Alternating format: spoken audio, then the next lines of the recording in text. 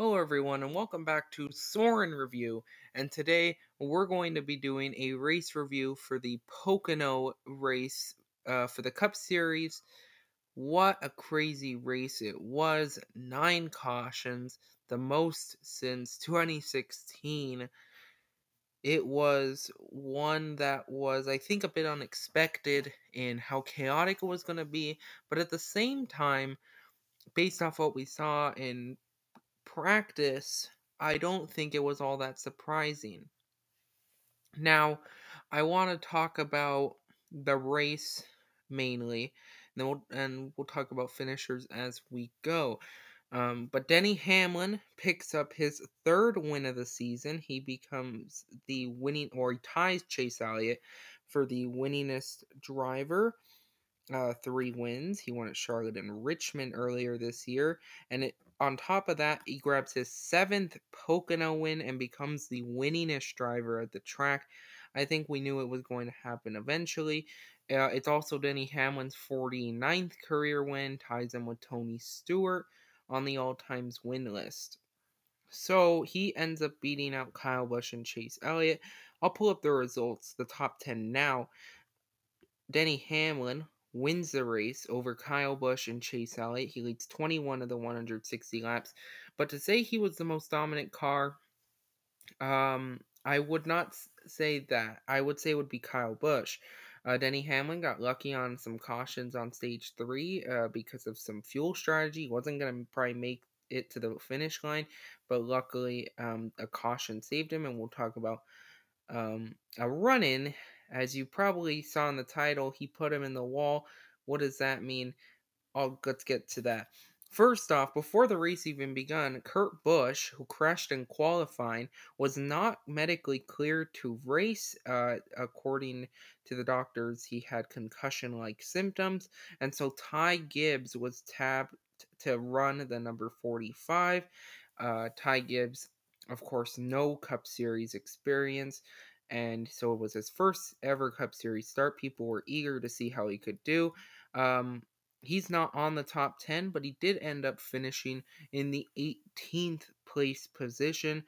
He really struggled in the first half, but kept the car clean and got an 18th place. It looked like he may have gone to top 15, but he fell, was falling back, and so we couldn't secure that 15th place finish, but 18th is still really good for the rookie. But for the actual race, it started out a bit rocky. Austin Cindric spun out on lap 7. He brought out the caution, and this is going to be a running theme. Spins off turn 3. We knew it was the trouble spot all weekend. That's where that big flip and wreck happened in the Xfinity race. But Austin Cindric spun out, basically ended his day. I have him as the tough breaks. He finished 33rd, the last running car. 6 laps down. They damaged a diffuser when they were towing him back to pit road. All the tires were flat. Basically ended his day for early. Even though believe he barely hit the wall, but tough break for Austin Cindric, who won the Xfinity race here last year, so definitely optimistic. Unfortunately, doesn't end out good. We restarted, and with about 3 to go, as some cars were pitting, Aric Almirola spins out. He brings out the caution. Almirola does recover to finish 15th, however, unlike Austin Cindric, actually came in pit roads backwards. A little controversy there. We restarted. Stage 2 was probably the most chaotic, especially towards the beginning. Josh Bilicki spun out with a tire down, brought out the caution. We restarted. Denny Hamlin spun out on the following restart in turn 2. And then the following restart, not even past turn 1, before Corey LaJoie got loose and spun out. And finally, we were able to get in a pretty good green flag run. However, with pit strategy, Ty Dillon brought out the caution. The pit strategy was that with all those cautions at the beginning of the stage, some cars were hoping to get ahead by a pit stop, and had the caution not come out, it probably would have worked out. Those cars, if I'm not mistaken, were Erik Jones, Denny Hamlin, Austin Dillon, Ricky Stenhouse. They ended up, kind of it ended up working out fine for them.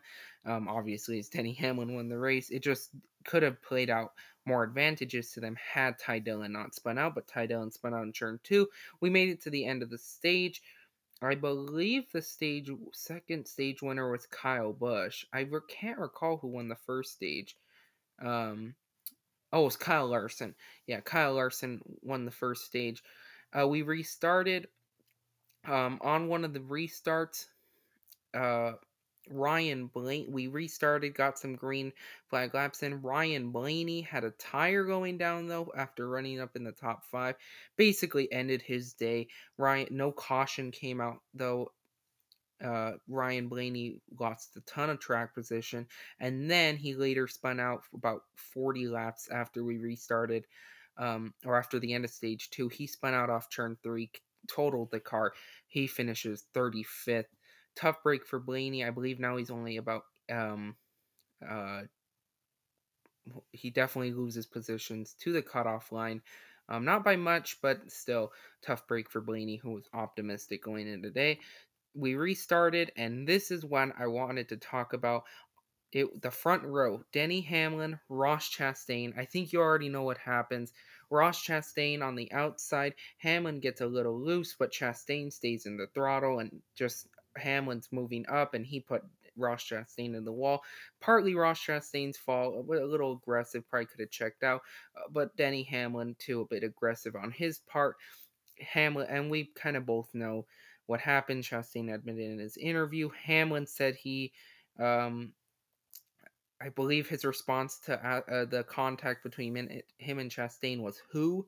Like who are you talking about?" So, um, just a situation. I think we knew it was going to come eventually. I don't think many people expected then, but uh, that ended Ross Chastain's day, who was up front. He seemed to be one of the only people that could contend with Kyle Busch.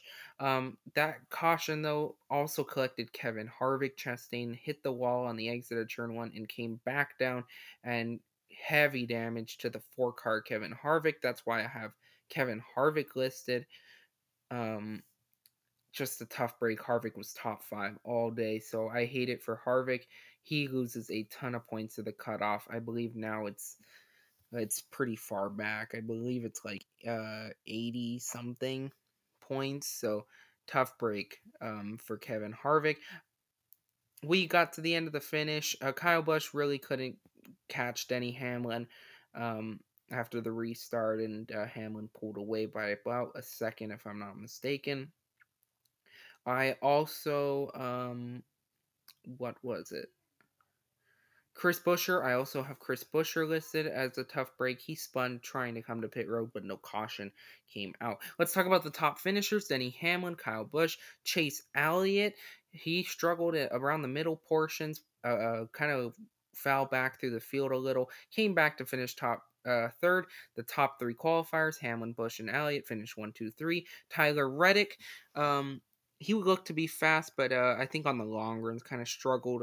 Fourth place finish for Reddick. Daniel Suarez, we know he's always fast when we come to Pocono. He gets a top five. Christopher Bell takes that momentum from New Hampshire. He finishes sixth. Kyle Larson, stage one winner, seventh.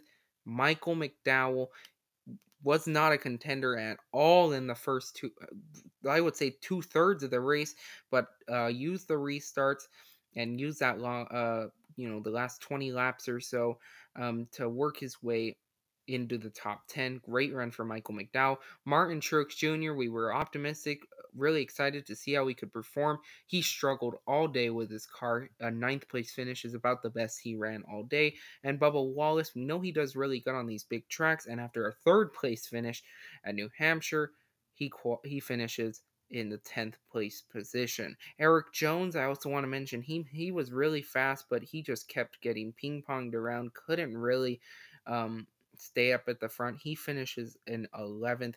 Just thought I would mention him. And I already mentioned Ty Gibbs in his first ever Cup Series race. He finishes 18th. Overall, a solid race. I give it a 7.9 out of 10. I just don't think it's right at that 8 out of 10 mark, but it was a solid race overall. Just a little too many cautions, and the ending was a little anticlimactic, but overall a solid race. But that's going to do it for this review. Remember, you can use code Soren72 at checkout on Circle B Diecast to get $5 off shipping on all orders $30 or more. Thank you so much for watching, everyone. Also, make sure to follow me on Twitter at ReviewSoren. Thank you so much for watching this video. Make sure to subscribe. Goodbye, everyone.